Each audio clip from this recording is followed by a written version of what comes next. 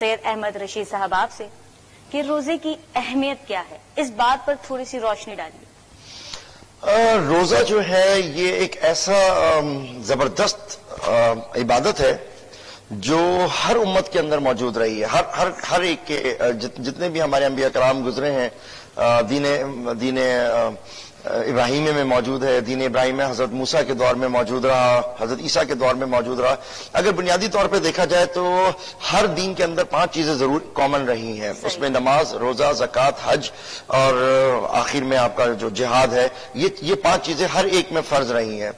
अच्छा, इसमें अगर आप देखें नमाज, तो ये एक ऐसा अमल है जो दुनिया के सामने किया जाता है।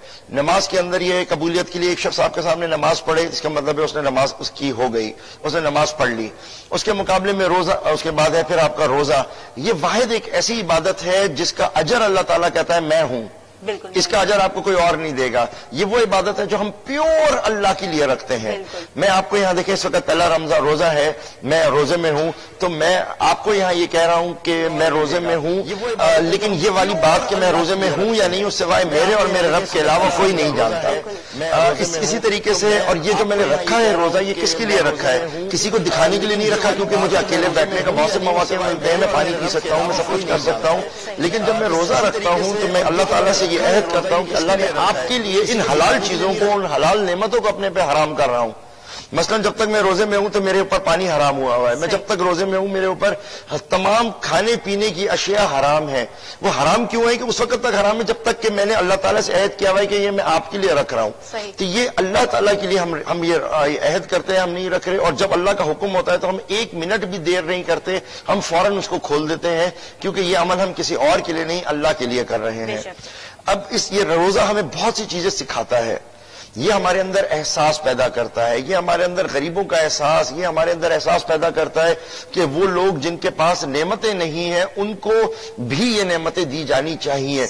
ये एहसास हमारे अंदर पैदा होता है। अबव ऑल अगर हम देखें तो मेडिकली जो फायदे हमें रोजे से होते हैं वो इतने अहम और इतने जरूरी हैं कि अगर कि हम रोजा रखते हैं तो इसमें सबसे बड़ी चीज ये होती है कि हमारे अंदर का पूरा सिस्टम फ्रेश हो जाता है।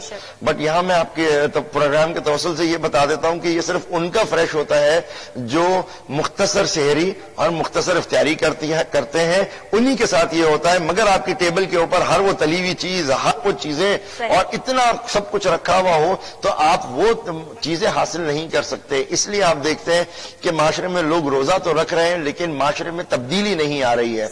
अगर सही मानों की तब्दीली चाहिए तो ये उस वक्त मुमकिन होगा कि रोजा हम सुन्नत के मुताबिक रखें, हम अपनी गिजा, हम अपने चीजों को भी चेंज करें।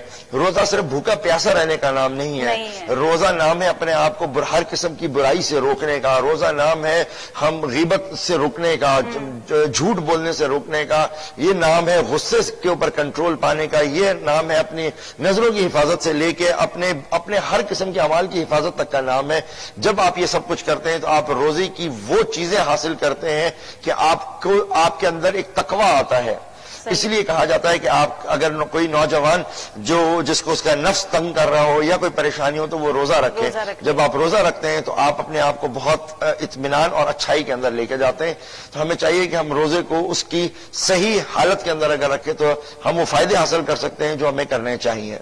बिल्कुल ऐसा ही है, क्योंकि बहुत सारे लोग रोजा तो रखते हैं लेकिन वो ऐसा लगता है कि हम पर रोजा रखकर एहसान किया जा रहा है। दुरुस्त फरमाया। ना तो वो नमाज की पाबंदी करते हैं और ना ही और दीनी मामलात पर उनका कोई उबूर होता है। जी बाबर लोधी